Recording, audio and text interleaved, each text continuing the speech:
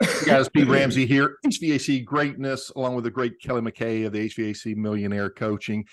Kelley, I understand that you got an event in early April, so we're really close, and I'm only hearing bits and pieces. Tell everybody who's listening, myself included, what's coming up. What have you got on the horizon there? What do you bring to the table? And for those who participate, what can they expect to gain? That's that's gonna be that's a good entrance there. So yeah, I mean, they got a ton to gain. For one, I feel like what we specialize in is getting people to seven figures. So we're gonna give people a roadmap to get to seven figures. So no more struggling to get there. At that stage in the game, you can really start to step out of the truck and start working on your business instead of in your business. Amen. Of course, we're going to talk about sales. We're going to talk about leadership. I'm a huge proponent for laws and principles, just like, the law of gravity. I mean, without gravity, we would not be able to send people to the moon. And so when you have, they're absolute truths.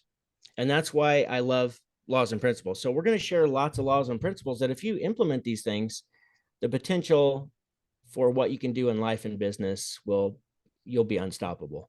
That's the bottom line. I agree. That's what we're about. And it's March 7th and 8th. I cannot wait for it to happen. I've been preparing for it for the last 4 or 5 weeks. And we are a go. I'm trying to think of anything else. I will leave a link in the description so you can click that link to learn more and see if you're interested. And I hope to see you there. It's a very small, intimate group. We're only taking 40 people. The spots are filling up, so be sure not to wait. Go ahead and get your ticket and come see me in Tempe, Arizona. Okay, live and in person. You got to get down there, and a good excuse. I used to look forward to that. I don't know if you're this way. Whenever we had like our dealer meetings, and we'd usually have it down at some vacation resort, usually a driving distance, right? But still, even if it was an airplane flight, to be able to get away from it all and go down and just be with people like you who they have some of the same, opportunities as well as challenges and everything else, and just hang with them. It became a ritual for us, and you end up making friends and having resources that stay with you, for the rest of your life. I can. That's something I can promise. I mean, it's called the HVAC Millionaire Business Breakthrough Live Event. I'm promising you a breakthrough. You will have a breakthrough. You will see life in a different perspective, and you'll be able to go home and crush your business. And just exactly what you said. It's like, this is like summer is coming upon us fast. So let's go ahead and take one last hoorah, learn some vital information that can completely change the summer outcomes that we have, and then go back home, implement, and just go to work, because the summer is on its way. So it's a great time to get away out of your current environment and learn some business while you're there as well. So there are events out there, and I want to make this contrast because I know Kelley well enough to know this, but there's events, and this is really big in we'll call it the motivational segment of for entrepreneurs as a general, not just heating there. And what they do is they bring you into these events and they get you all built up, and so you're all emotional, and then when you leave, it's kind of like what do I do? I mean, and then the momentum is kind of deflated, and you had that nice experience of being pumped up and everything else, but you really don't get anything out of it. And a lot of these gurus, what they'll do is they'll get out there and and then introduce another guru, and he'll come up and say, hey, if you really want to be successful, you need my program as well. And then when you go down to his program, the first guy stepping up and saying, if you really want to be successful, you want my program as well. So they kind of help each other, and it's just which is fine. Networking is fine, especially if it's good for everybody's business, but it's not good for anybody if it's not good for you, the business owner. And one thing that I've learned from Kelley And that's why, by the way, guys, if you hadn't heard this 100 times, I reached out to Kelley. Kelley, I mean, that's my kind of person. I knew it. He's real. He's not fluff. He doesn't come across with a bunch of airy fairy BS. He just shoots straight, says, look, guys, if you want to do the work, if you're willing to do the work and you're willing to follow the plan, I'll get you successful. But you're the one that's going to have to step in there and make it happen. And that means doing it. And my suggestion is that this kind of program is not anything less than what I just described. Yeah, I'll just add to that just a little bit. This is truly experiential. There's no question you will leave with a whole room full of friends when you leave. No question. This is nothing like any event that I've ever been to, and I've been to a lot of events. And I know just some of the particular training that I've had to be able to, put on an event like this. I know the impact. Like, I feel to this day, I feel so close to the people that were in that group with me, and I'm rooting for them and they're rooting for me. And that's what people need. We need support in this industry. We need to stop tearing each other down. We need to push Agreed. each other out. And this is experiential, without question. Like, it's just something that I couldn't do this online. Like, the experience will not transfer online. It has to be in person. And we all need a break of some kind. We all want more of something, no matter what it is. Can I whiteboard share something real quick with everybody? Yeah. For those watching, I think you'll like this. Let's see if you don't like this. Okay.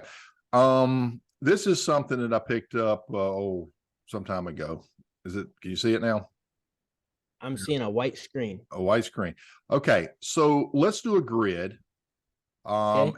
And we'll do it in quadrants. Okay. Let me drop it down here a little bit. Is that pretty even? All right. Yep. So let's say that over here, or say up here, reading books. Okay. This is going to help you in your business, is it not? Without question, it will help. And then we have training events, right? And then maybe over here we have mastermind groups, maybe podcasts, like this, stuff like this. Okay. And so in this category over here, let's just call it getting it done. So if we looked at these, what do you call those graphs where you circle and the things in the middle kind of, what do you call them? Vimmies or something like that? What do you call it?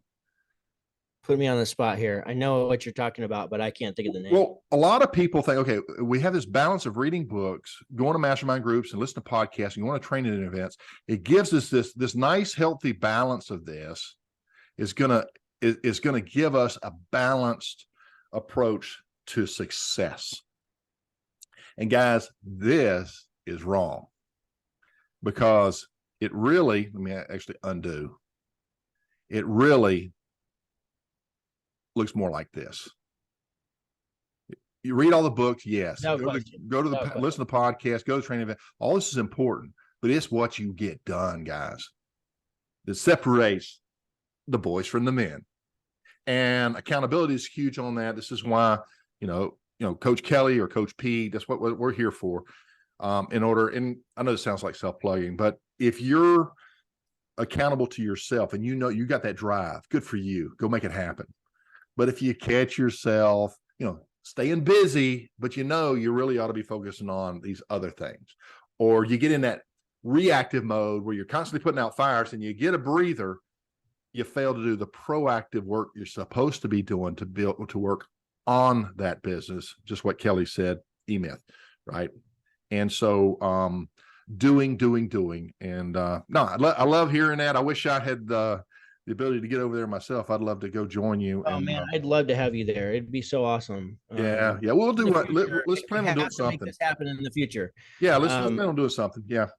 But the thing is I believe there's a lot of programming that's happened to us, and that's the reason why we want to go out and find the answers ourselves.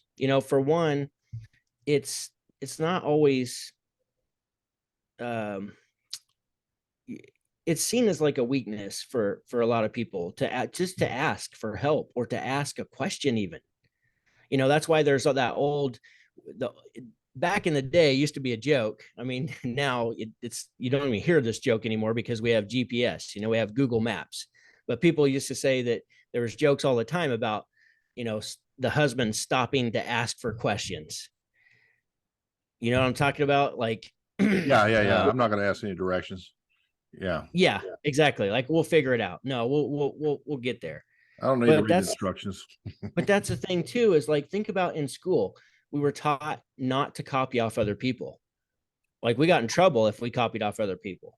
You know, we were taught not to share the answers. We were taught to, you know, that if we tried really hard, even if we studied really hard and tried really hard and we got a good grade, and we didn't get a good grade on a test, that you can't take the test over again, which does not translate into life. You know, the reality is that there's, when you're on course, you're either on course or off course to your destination. And just because you're off course at times doesn't mean you can't get back on course. So if you make a mistake, doesn't mean it can't be corrected or keep going. You know, that's why I love the acronym for FAIL. It's first attempt in learning. Yes. First attempt in learning. That's all failing is it's a scorecard to say, hey, this didn't work. What do we try next? You know, yeah. But that requires doing. It requires doing. So yeah, I think there's a lot of labels too, as you know, I was labeled shy by my parents, and I don't blame my parents for anything. Like, my parents were great, but the reality is they were doing the best they could with the limited knowledge and awareness that they had at the time. And everything that I was taught wasn't always correct, you know. I agree so much. And by my parents. So, and if I could just add to that, it's like they train you and you always have to ask permission. I mean, you got to get permission to go to the bathroom. You got to get permission to do this, you got permission to do that. Yep. And one of the things that I discovered in working with, you know, younger business owners is they're held back because on subconscious level, nobody gave them permission to just step out there and create their own rules and just really just do whatever they need to do.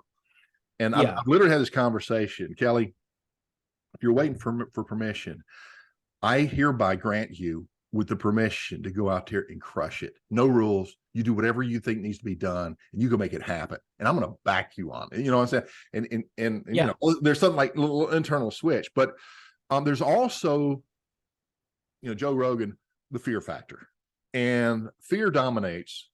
And if we don't face that, we'll never make it. And here, let me give you an example. One of the biggest examples, I see it all the time with HVAC business owners, and they'll never admit it's fear. And that's perfectionism. You know, they're waiting and to get this right. Well, I can't start my business until things are just so, or I can't launch this, or I can't do that. It's not ready. It's not ready. I mean, Kelley, when you started your business, was it perfect? Was it even halfway right? Or did you just get out there? It was never perfect, ever. It was never perfect. And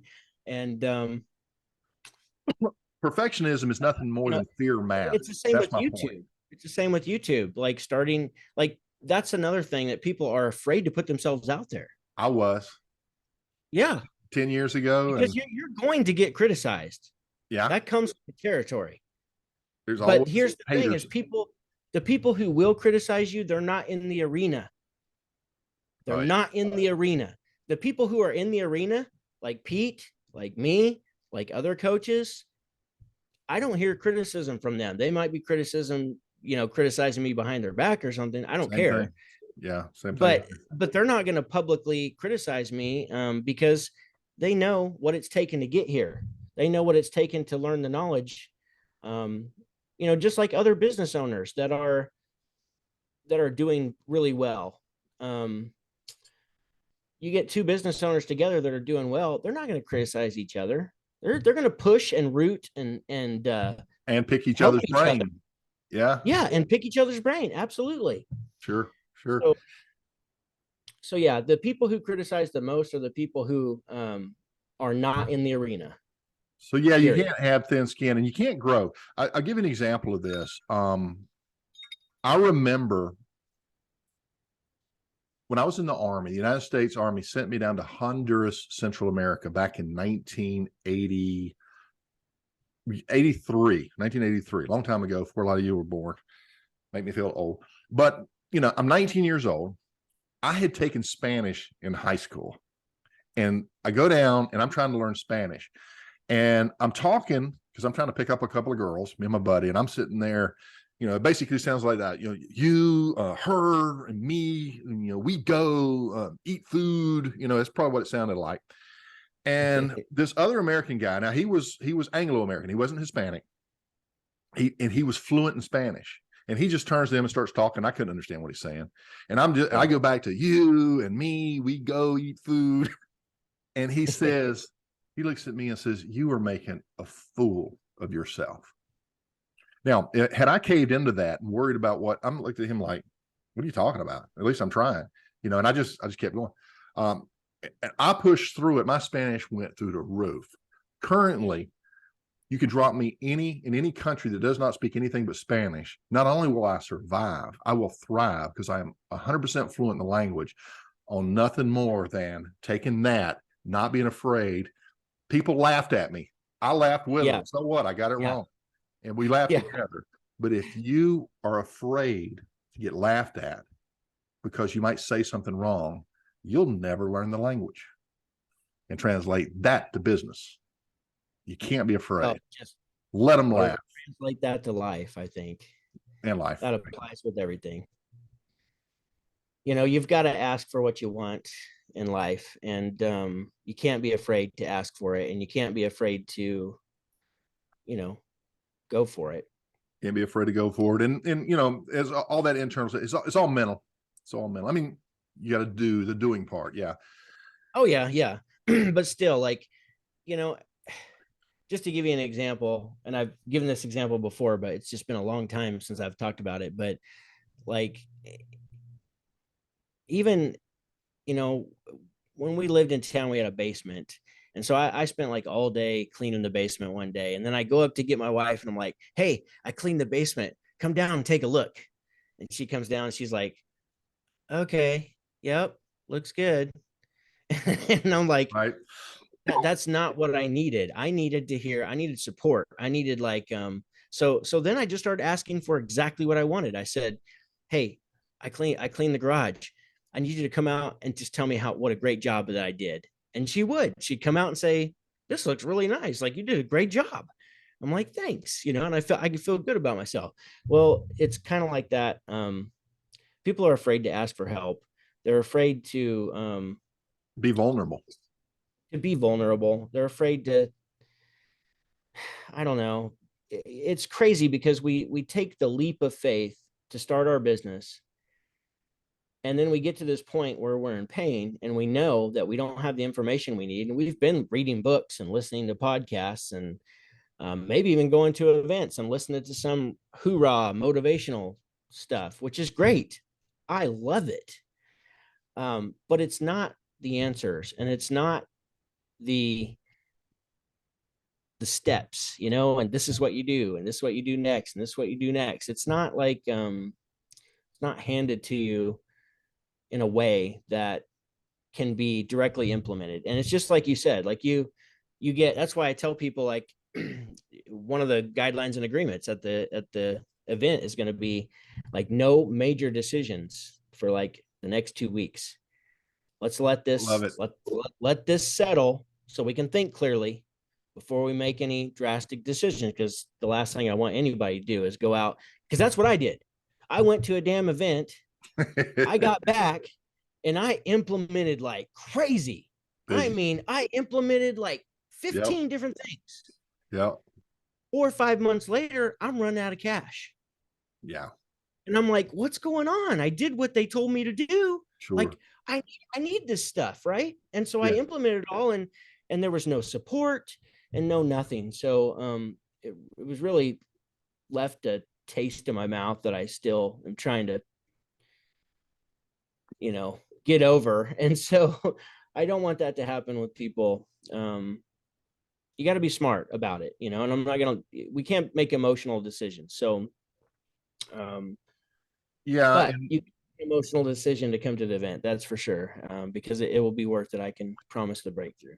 Yeah. And you don't want to be that person that pays for the course and it, and there's a certain endorphin released when you invest in something and you're like, Totally. yes, I did it. And it's like it was a release of this desire. And now that internal pressure or motivation has been released. It's gone. It's not there to push you anymore. Sometimes instead of talking about all your big plans and releasing that information, you just redirect that energy into doing them. And if you're one of those people that has done this in the past and you've taken training classes and everything else, and you really feel good about it, or taking a program and then you really haven't acted upon it, then listen very carefully what Kelley just said. You have to be realistic, you have to be grounded, and you have to realize there are people out there that have not done what Kelley's done. They've not been under the houses and in the attics and got the cuts and the scars. And he and I were comparing scars the other day. He beat me with a burn in the face from leaning into a well to try to get that discharge line on the back. I've never done that. I've got my arms, but I think I'd learn after like 6 times, but I didn't. Right. So. Right. But you're talking to people who've been there. We're not going to tell you stuff, that sounds good. We're going to tell you stuff that's real. And that's why I always joke. I'm not here because I built this $65 million company. I'm here because I did everything wrong you possibly could. And I got all the scars and I can tell you exactly how not to do it. And so, yes. But with that comes, just like you said, all these successes. So we did have a lot of success. We were the fastest growing company in our area. We grew so fast, it hurt us financially. So we made those kind of mistakes, right? To your point, we got to come back and look at it more a holistic approach, balanced, and be realistic, be grounded, and have a controlled growth with the system. Just to your point, step 1 first, then we'll move on to step 2, right? And then there's once you implement a few things and things start seem like they're going to turn around for you, and then you got summer, everything's great in summer. But then what happens a lot of times is people make stupid financial purchasing decisions, and I did that because because the money was good. Yeah, the money was good. My new house, baby. We made it. I didn't go quite that far, but I was still investing in the business, but there were just things that we shouldn't have been spending money on, and it's just you gotta really control those urges to do that. It's like also when things are going really good and the money's flowing, that's another time when your ego gets higher and higher, your head gets bigger and bigger, and you think, man, there's nothing can stop us. I'm ready to take on the world. And then, something happens, or so there's always something to balance things back out. Yeah. And that's there's that. I was talking about that earlier today. There's people who are in bliss because they are clueless that they even have a problem.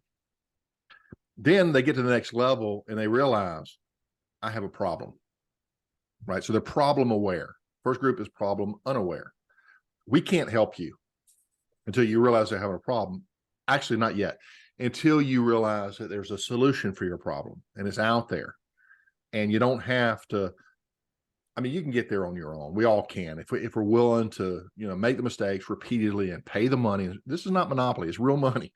As opposed to investing ourselves, learning the little shortcuts and everything else and getting that next level. Which goes back to time. You're saving time. Yeah. We all know inherently that time is way more valuable than money. So it is. I think we've explained that once before. So it is. And so but investing in yourself and not taking yourself too seriously. I see it all the time. The arrogance that comes with, well, I've run a $5 million company. I've seen guys grow tens of millions of dollars who quite honestly, in a different market, in a different time, probably wouldn't get past 3 employees, and maybe that's an overstatement, but I honestly know that location is huge.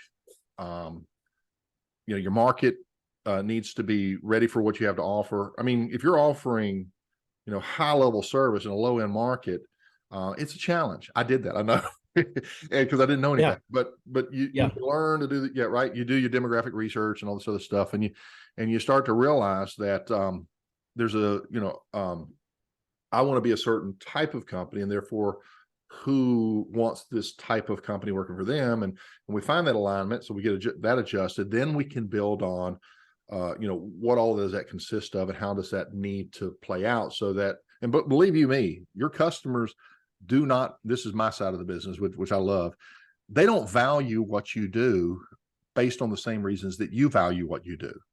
You may do the best work in town, but all they see is that stain on the back of your blue jeans, or the papers on the dash of your vehicle. We've talked about this before. And so they perceive the quality of your work through different filters.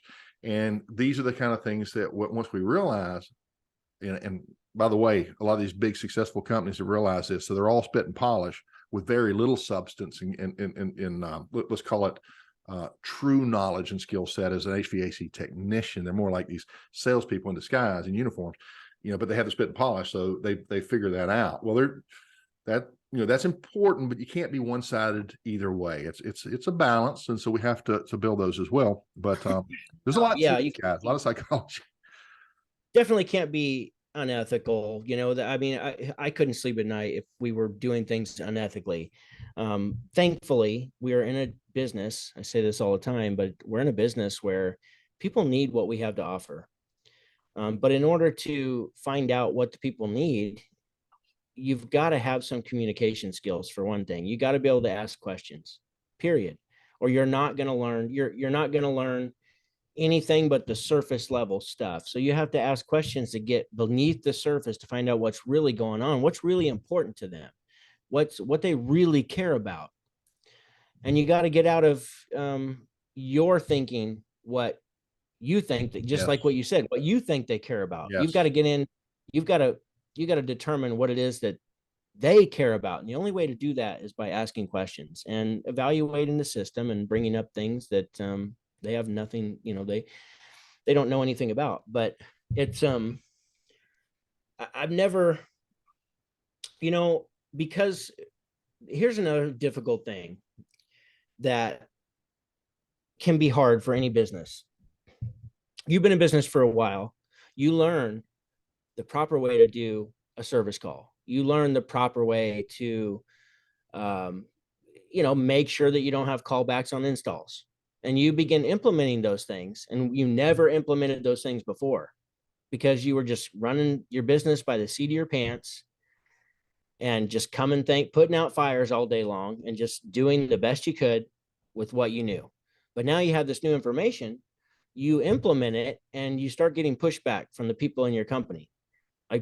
It's one of the hardest things to do is when you learn this piece of information and it's better for the entire company to operate this way for everybody's sake, for everybody's job security, and you get pushback. So there's certain ways that I've learned that are better to communicate those things, to implement them.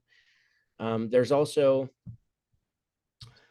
the reality that when you change things in your business, some people will just flat out will not accept it, period. No matter what you do, they're just never going to accept it. And so sometimes you have to lose people, good people that choose not to operate the way your business needs to operate to become profitable finally, to smooth out the valleys that happen during slow season, things like that people may not like. So, but I guess my point that I'm saying is just having the information, the younger your business is, and implementing it, the younger the business is, the easier it is because when new people come on board, this is how we do things, which is now the right way, where I learned things the wrong way because I didn't work for a successful business. I didn't get to model a successful business when I left my company. Yeah. To start my own. I didn't say not my company, but when I left working for somebody else and starting my own company, in my mind, I perceived them as successful. But the reality is that they weren't. But I had to learn the hard way. So I've watched those success medals metals, the success models, business models, transform over the years. I've seen how they've changed. And, when I was a kid, working for these old timers, they just did things differently. And then as I got older, it changed, people changed, customers changed, and cultures changed. But I've always said this, and we've got to have the structure, the infrastructure, the protocol for all this different stuff. Yes, but I've said this so many times, and the most important asset that you have as a business owner, after your skill set in heating and air conditioning, your craft, is the relationship with your customers that you have. They're yours. And so people are very tribal. So in their little circle, they got their brother, their sister, their parent, their spouse, their friends, their neighbors. That's my group. Okay. But I also have my accountant, my doctor, my dentist, because they're in my group. The biggest thing that you can ever accomplish is to fall in there and be my heating and air guy, right? And once you're in, you're in.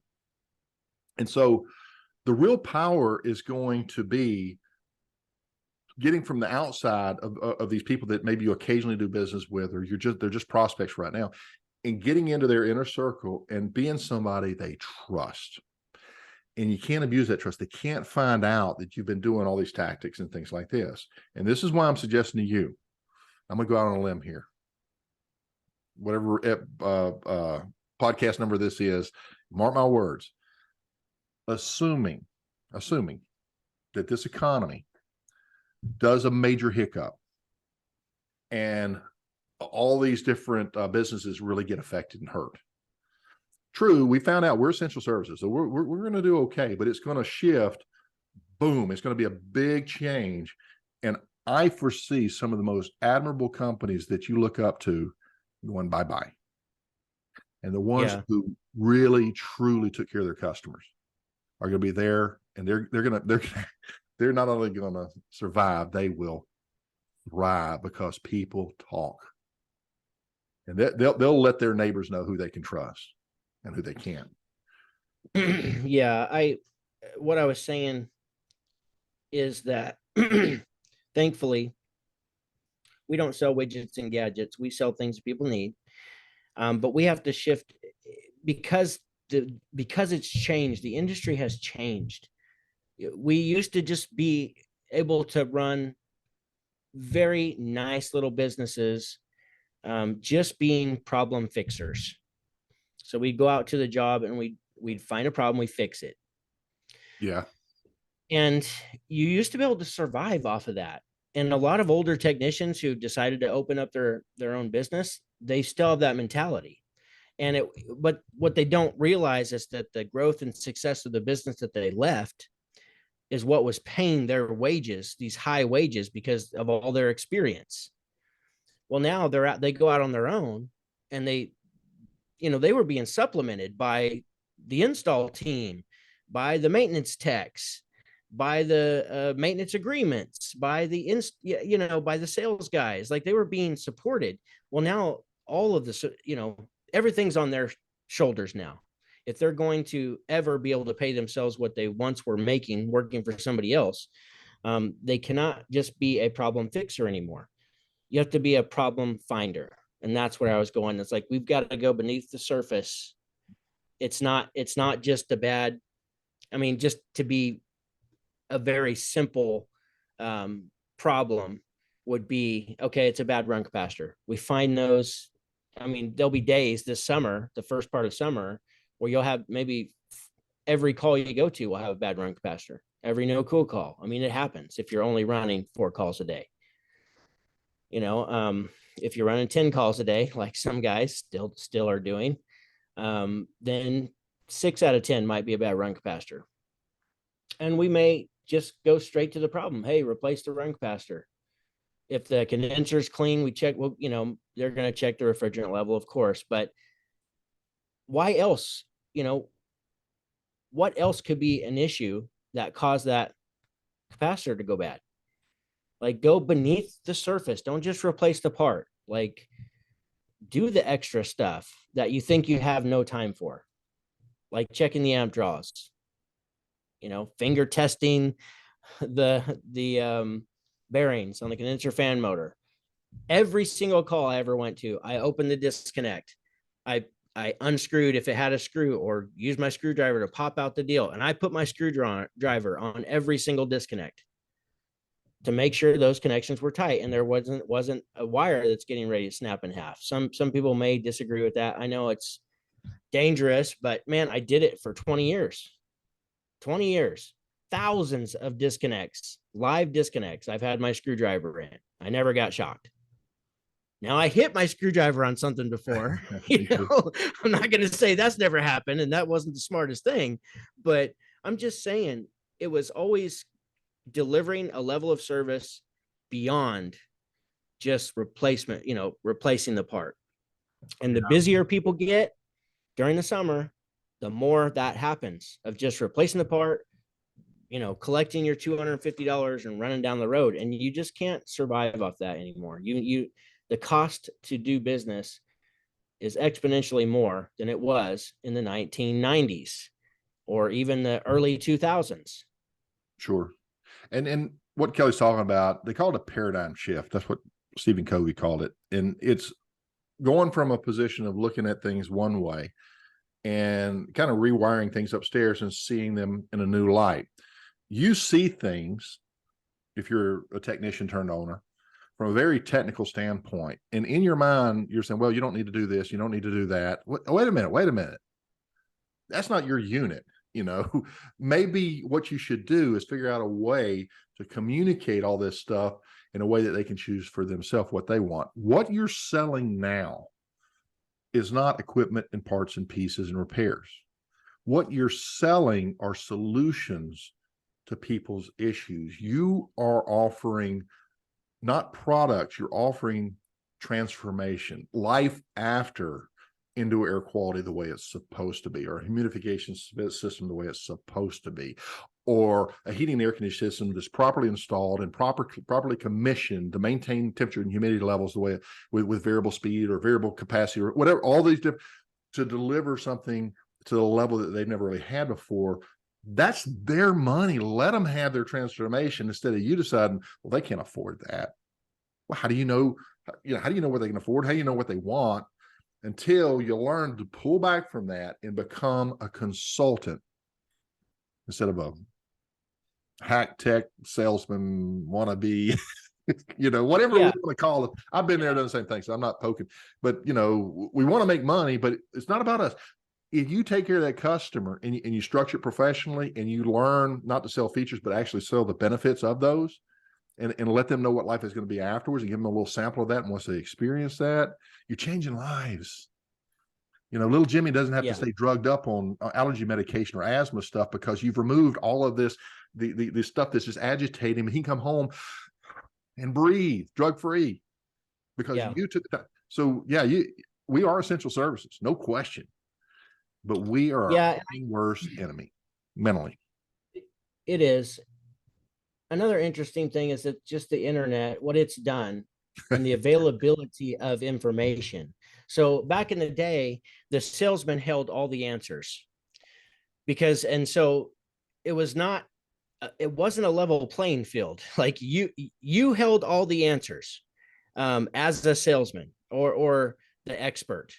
And so customers had to ask you questions, because you were the one with all the answers.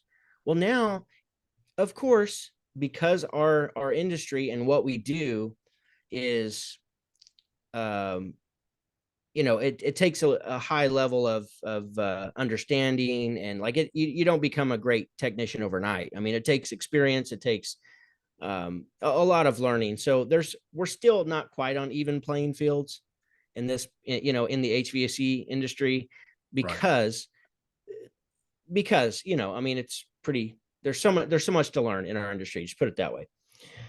So you're still going to hold a little bit of a level of power, when it comes to you being the expert in the house versus the homeowner, but they know a lot more and they can learn and find out a lot more than they ever used to. And so the playing field is a little bit more level. And because of that, not just because of that, but it was said that Jeff Bezos always had in the boardroom, he always had an empty seat. And the thing about the empty seat is that there's a customer sitting in this seat attending our meeting. What would the customer think on these changes we're going to make? What would the customer think on implementing this strategy? And so the idea of that is it's more symmetrical. So they have more information. Now it's more of a case of you have to come in and take all this data of their system, and you've got to compile it into a nice little package. And then you have to explain it to them, right, in a way that they can understand, all the while building rapport and building a relationship with them. And so you can't go in there acting like you know all the information, you have all the answers anymore. You've actually got to reduce your power some. And when you do that, you'll find that it's easier to communicate with the customer, and they're not going to feel intimidated or feel like you have all the answers, because when you take that lower position, I'm not saying that you don't have an objective. That's why you're there, to fix a unit, make a sale. You're not to be walked over or talked, down to, nothing like that. But most good people aren't going to do that anyways. So if you take this different position, you're able to get under the surface. Once again, I mean, I'm telling you, that's what it's all about. I've sold so many jobs. When you go into a job that's, I love it if it's been bid before me, if he's got a price before me. I love that, because I'm going to find stuff and I'm going to plant seeds of doubt in his mind of the stuff and we're going to communicate where the other company won't communicate. And we're going to find out what's important to them. Once you do that, then the sale becomes a lot easier. They tell their friends and family, but that's being a problem finder, not a problem fixer. That's my main point. And in order to be successful at that, you had to come prepared. That's a lot of what we do in our program is we understand the customer better than they understand themselves. And one of the categories, we look at their core values, we look at their uncertainties and their fears and their pains and their suspicions and all this crazy stuff. We look at their assumptions and then their misconceptions, and all this is built into our strategy. But one of the other things are external influences, and external influences are very real. Oh, so and because of things, right? It's because of things like the economy. Yes, sir. Go ahead. No. I was just saying that is a huge factor. And it's always about. It's always evolving too, right? It's whatever you want to call it, social pressure. Well, there's social pressure, and there's fear, and there's uncertainty. There's really a fear of being taken advantage of that's bigger than I've ever seen it before. And they've seen the 6 o'clock news. They've seen the sting operation. They've had your competitor out there that every time they come out on a maintenance agreement, they're trying to sell them more. And so their guard is up. And I can't consult you and give you all your true options if you don't trust me. And so getting that down requires a strategy. And the strategy, it might utilize exactly what you just said, Kelley, some level of transparency so that they can see that, there's nothing to hide here. This is what it is, right? But within that strategy, we need to successfully take that wall down, because you'll never sell them anything if they're like, I'll give you a quick example. I may have mentioned this on one of our prior calls. A homeowners group, and I was working with a business owner and showing him, here's how you do it. So I engaged the customers, and I dropped this dirty filter in the group, nasty filter. And I said, guys, here's one we came across with. Don't let this happen to you.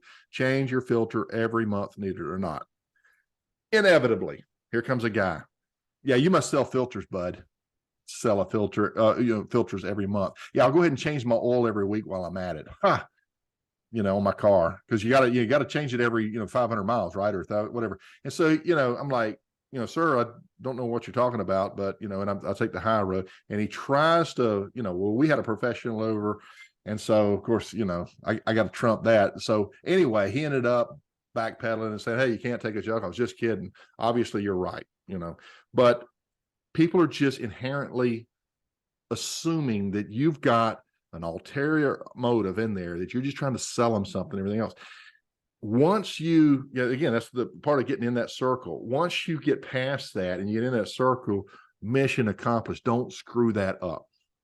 Don't ever take advantage of them, but don't ever hold back either. Listen, I'm your eyes and ears. I'm going to show you everything on the status of this system. And when I say everything, I mean everything. You're in charge. This is your home, but here's the status. Yeah. This guy over here, it's ready to go. Maybe another 2-3 years, but it's ready to go. This over here is this. This over here is that, and on and on and on. It's all about when it comes to customers, this is a success principle. I was talking about principles and laws. One of the success principles is called tell the truth faster. And so if you want to stay in good with your customers, as soon as you know that the technician is not going to make it between his 1 and 3 o'clock window, as soon as you know, let the customer know. As soon as you know that you're not going to make it home by 6 o'clock when your wife is expecting you home or your spouse is expecting you home, as soon as you know that agreement's going to be broken, let them know. Yeah. Tell the truth faster.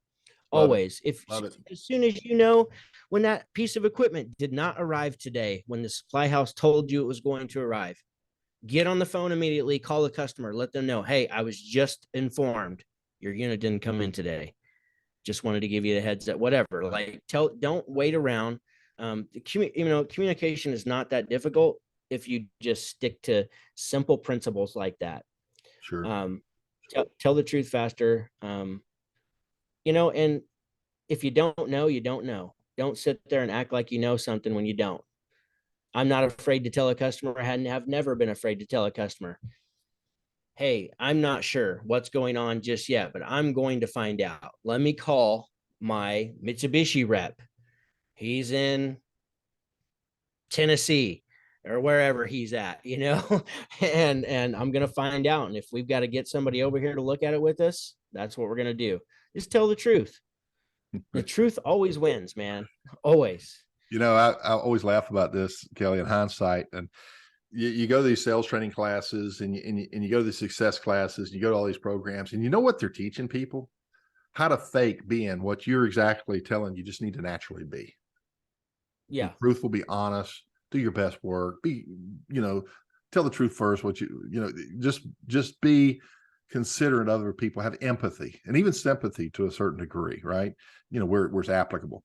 But that's what salespeople do. They imitate what you are naturally. Let that bleed through. Don't be afraid to be vulnerable. Don't be afraid to tell the truth. And people respect that. That's another thing that's changed the game in sales. Just sales in general is how the internet has changed it. It's because back in the day, people would just lie through their teeth to get a sale. And they would. Lie through their teeth. They'd be like, I can't even come up with something on the fly here, but they just lied about everything. They didn't care because all that mattered is once they left the house, their job was done as long as they collected the payment and got the check or took the credit card. Well, obviously things are not like that anymore. It's, you're going around town screwing people. The public's going to find out really quick because your reviews, you'll start getting some negative reviews. People will start talking trash on you on social media. So you just be honest. Yeah. And people are going to talk about you anyway. That's why nobody has 5 stars, genuinely on their reviews. If somebody's going to be mad, it's something that's totally outside of your control, but it's your fault, and people are people. And sometimes people will, I know there was one time we got a 4-star review and the review was great. It was like, oh, they came out, they did a wonderful job, very friendly, polite, courteous, on time. Would definitely recommend them, 4 stars.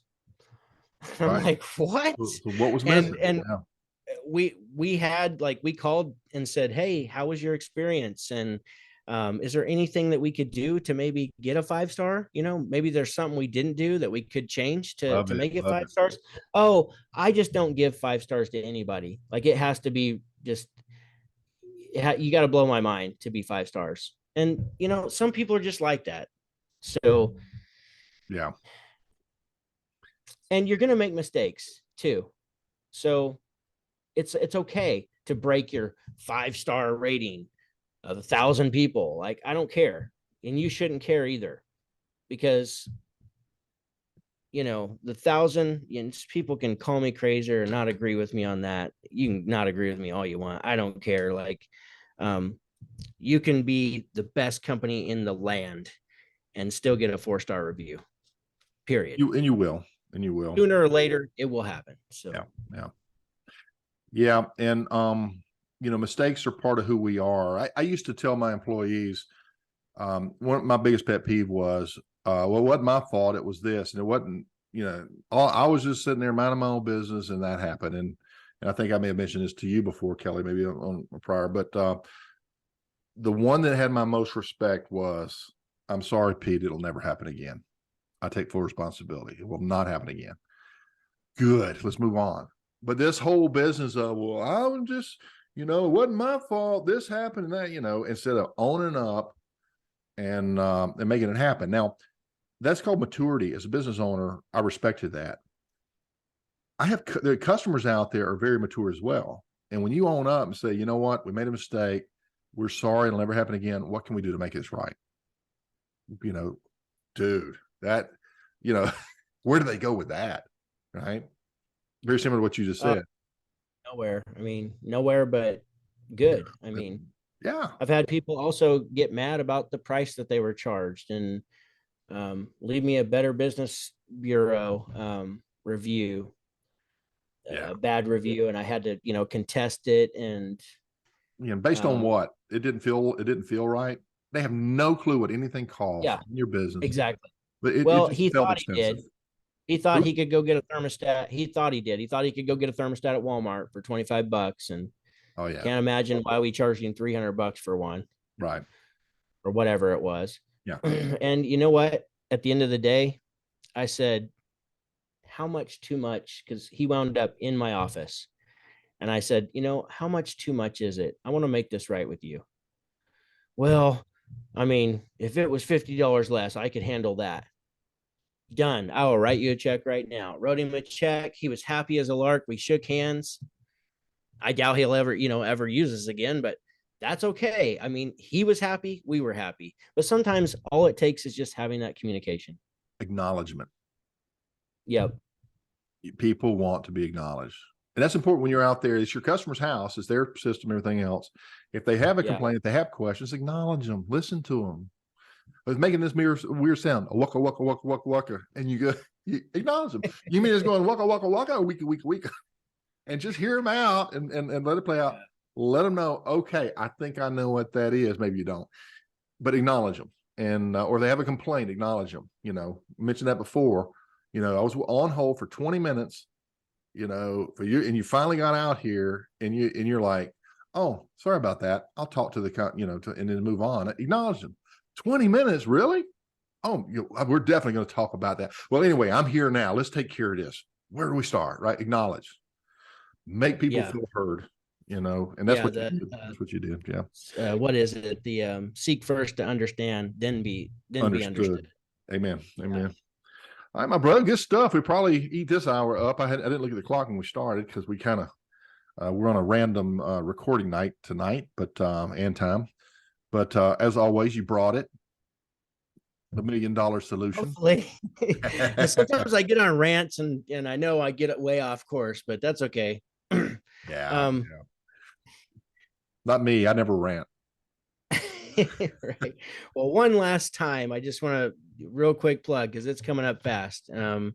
Is if you've ever seen somebody who walks into a room and they just demand, like, people Charisma. like, who's this? They have charisma. Yeah. Like they have this, if you want to learn how to do that, then I'm going to be teaching that at the event. If you want to learn how to, trust yourself a lot more and have that confidence to do what needs to be done, I'm going to be teaching that too. I'll also be teaching sales. I know sales is like a big thing everybody wants, and we got to cover some sales because it's very important. But I'm more interested in the relationship that you can build with the customer, the trust that you can gain with the customer. and how professional you can make that. And so we will be covering all of that. And I can't wait to share that information because I've not shared it with anybody. So can't wait. This is an event. It doesn't matter how big your company or how little your company is. Every single company in the entire industry who does heating and air conditioning will want to come to this event. Like, this is going to be an event that I will do later. Right. It will be a repeating event, and I can promise you that it's going to change lives. And there's going to be, I believe wholeheartedly, every single person in the industry who is a manager or a leader or an owner is going to want to come to this event to become a better leader, to build a better culture. Yes. To use the exercises and stuff, to experience the exercises themselves that we're going to go through. Right. To be able to take those back to their company and unite their business and their people. So I just want to squeeze a question in there real quick. Is there a link to register for this? Do they have to where do we do it? Because I want to copy this because you post this on your YouTube channel. I post this on mine so that my people can see that as well. Is there a link, or do they just reach out to? Yeah, there's a link. Okay, send that to me. I'll drop the link in the description. I'll send it to you. Well, that's what I'm saying, and I'll drop it in my description over on this side. So no matter which side you happen to be looking at this, we're covered. Excellent job, guys. You want to be at this? On the next one, Pete's going to be there. And yeah, I would love that. I don't know. In fact, you got me wanting. I want you to send me the DVD, right, or whatever the recording. We'll have to do like a 3 or 4 day event when that happens. Yeah. No, I'd love to. We got to work that out, and because I'm way down in Florida and you're way over there, so maybe we can meet somewhere in the middle, or you know what, we'll figure it out. We'll figure all that out. But I'm game to go anywhere. Well, if we can put it in an area and people can come in and bring the wives, and while we're doing our business thing, they can be out having a good time. That's where we can do it in Tampa. Let's do it in Tampa. Tampa's nice. Orlando has the parks. Orlando, yeah.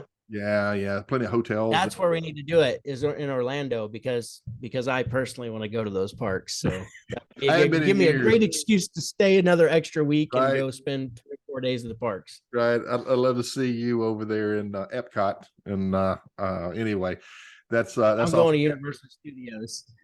Universal, man. Universal. Yeah. That was the best one back when I went, but it's been so long ago. I don't even know what it's like these days, because all my children are grown. They have like 2 of them. I'm sorry. There's like Universal Studios, and then there's another one. I can't remember. I know I haven't been on here. Yeah. But they're both like theme-based movie rides and stuff and experience. So yeah, I want to go. That's cool stuff. Well, hopefully the lines aren't as bad. That was the thing. That hot summer heat, muggy heat in Florida, plus the long lines and everything else.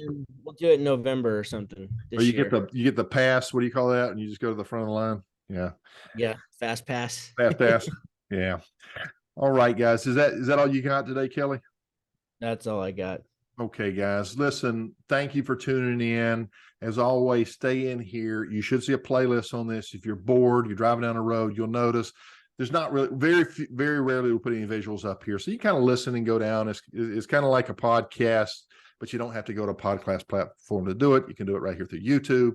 And hopefully something we said today will help you out a little bit. It's all about those golden nuggets that get you up one step at a time. Before you know it, you're at the top. So Pete Ramsey for Kelley McKay here. You guys have a good one, and we'll see you on the next one. Bye-bye.